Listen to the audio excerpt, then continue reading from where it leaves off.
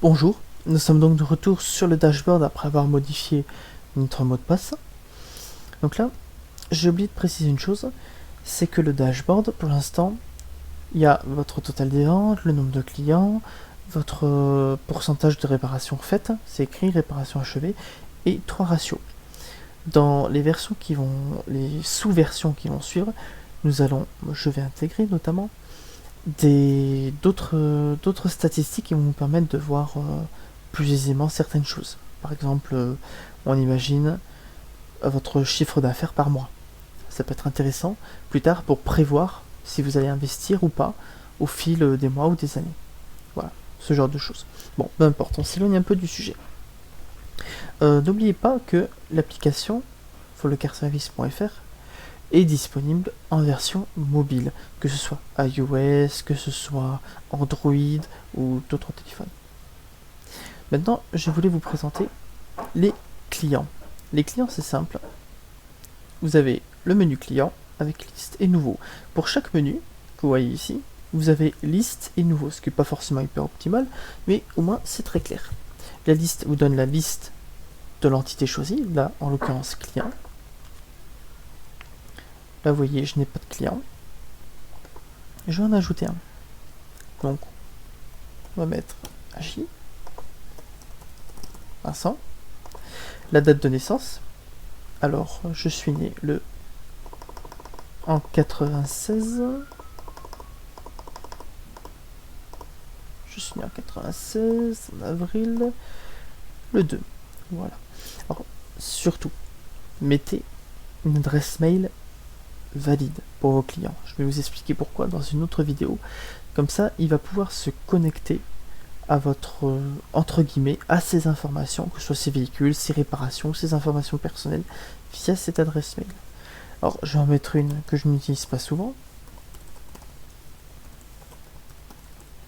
Voilà. Qui fait une redirection sur ma boîte mail perso. Je vais mettre une adresse et un téléphone.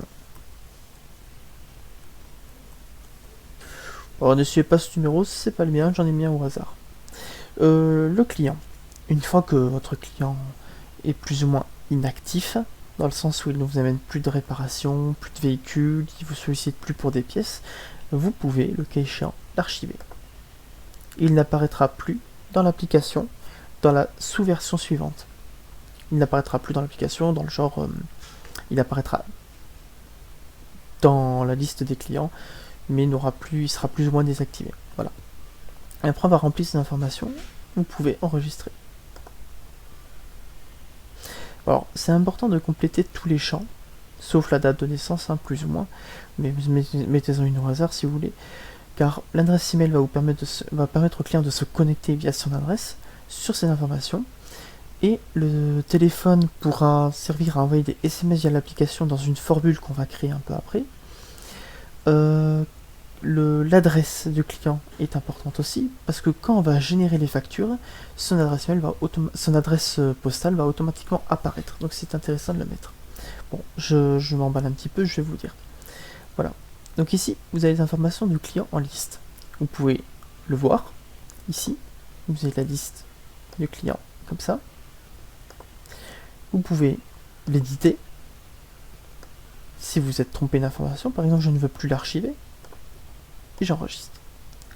Ou vous pouvez le supprimer. Si vous le supprimez, il y a une protection. On peut cliquer sur une mauvaise suppression. Dans ce cas, on vous ramène sur la liste d'édition et vous pouvez supprimer Vincent J. Je vais pas le faire. Enfin, je vous montre juste, voilà, vous êtes sûr de vous la supprimer, oui ou non, peu importe. Voilà. Dans la prochaine vidéo, je vais vous montrer comment on crée un véhicule. Ça va être assez intéressant dans les 2 prochaines. Merci.